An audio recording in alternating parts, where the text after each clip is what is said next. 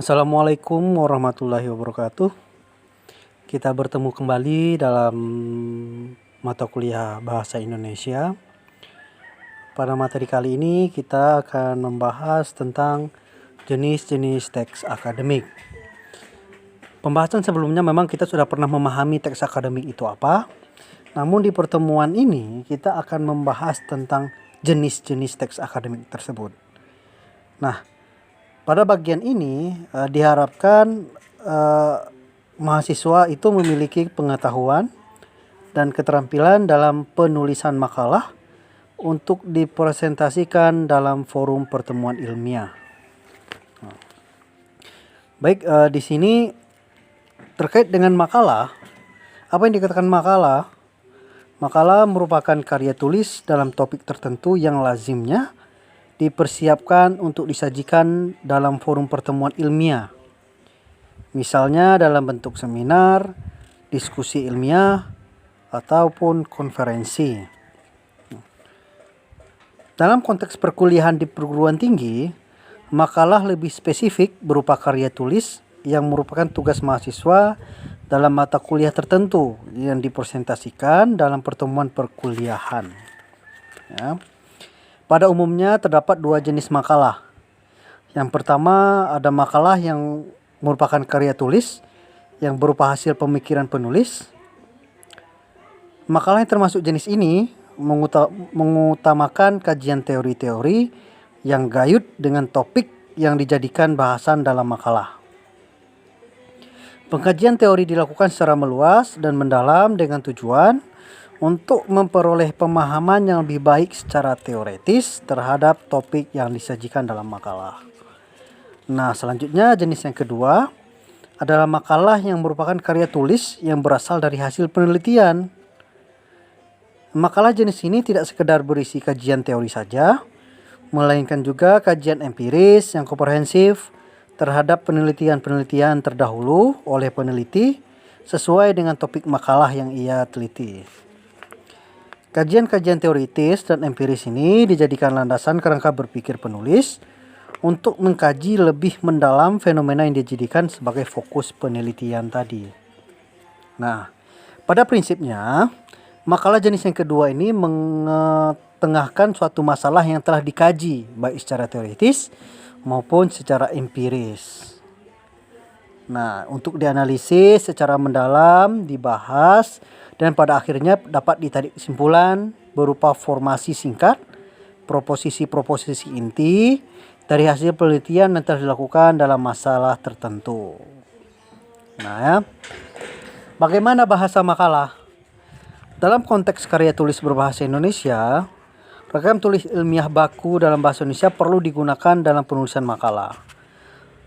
Ragam ini memiliki karakteristik sebagai berikut ya. Pertama itu menggunakan gaya selingkung untuk bahasa ilmu yang memiliki karakteristik yang dikatakan gaya selingkung itu karakteristiknya pertama ada bentuk kalimat pasif. Kita menggunakan kalimat pasif bukan bersifat aktif ya dalam penulisan makalah. Yang kedua bertolak dari objek minimalkan atau meniadakan subjektivitas. Dia bertolak ke objeknya bukan subjeknya ya dalam penulisan bahasanya. Yang ketiga bahasa terutama difungsikan untuk mendefinisikan konsep, mendeskripsikan, memformulasikan dugaan, menjelaskan sesuatu, menginterpretasikan fenomena, dan menalar. Ya. Yang keempat, tidak emotif dan tidak dogmatis dalam bahasa makalah. Yang kelima, bahasa yang digunakan logis, lugas, dan lebih mengutamakan makna denotatif. Nah, untuk ini kan sudah dibahas tentang ciri-ciri teks akademik pada pertemuan sebelumnya ya, pada video sebelumnya. Tapi di sini lebih mengarah kepada jenis-jenisnya. Jadi jenisnya ada dua. Ada teks yang bersifat penelitian, ada yang bersifat non penelitian. Ya. Nah, di sini ada sistematika makalah. Bagaimana bentuk sistematika makalah yang bersifat pemikiran atau kajian teori? Pastinya pertama ada pendahuluan. Pendahuluan itu isinya latar belakang, rumusan masalah, ada tujuan penulisan, ada manfaat penulisan.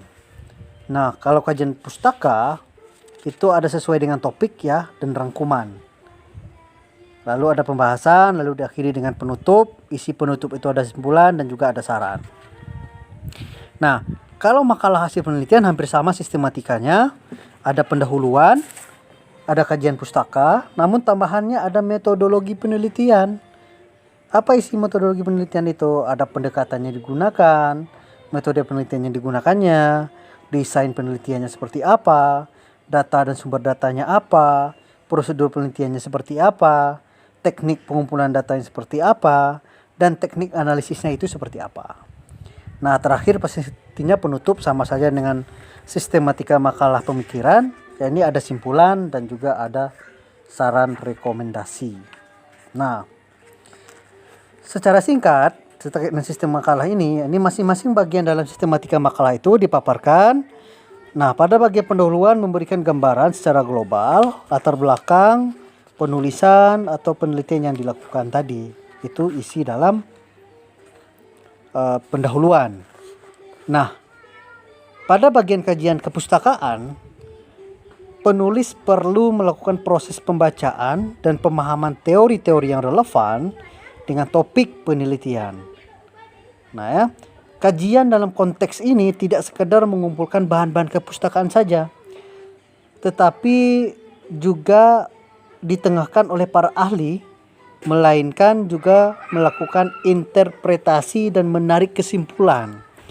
Kita tidak hanya mencopot teori-teori yang ada, tapi kita perlu menyimpulkan terkait dengan teori-teori yang sudah kita temukan itu.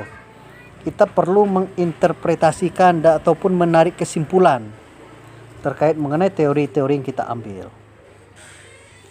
Nah, selanjutnya pada bagian hasil kajian ataupun pembahasan, yakni di sini lazimnya pemaparan hasil penelitian ini dapat dilakukan secara kualitatif maupun kuantitatif. Ya, kualitatif itu dia bersifat deskripsi, kuantitatif itu bersifat angka-angka, itu yang membedakan.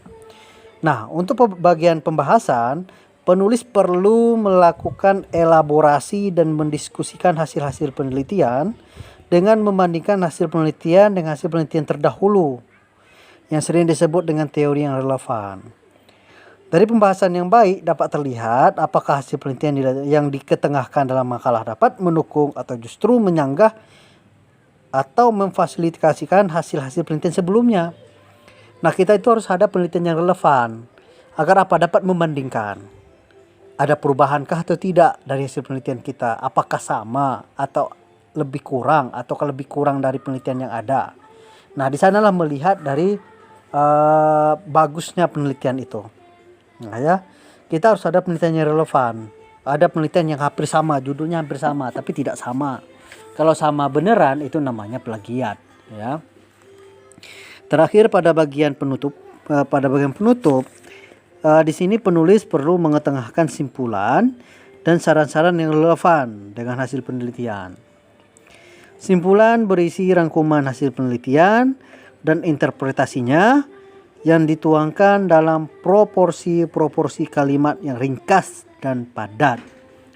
Sedangkan kalau saran-sarannya dapat berupa rekomendasi yang diketengahkan kepada pihak-pihak tertentu berkaitan dengan hasil-hasil penelitian. Intinya pada dalam simpulan itu tidak harus panjang, tidak harus mengulang pembahasan, tetapi kita mengulang secara ringkas dan padat dengan bahasa sendiri, tidak harus di copy paste dari hasil pembahasan.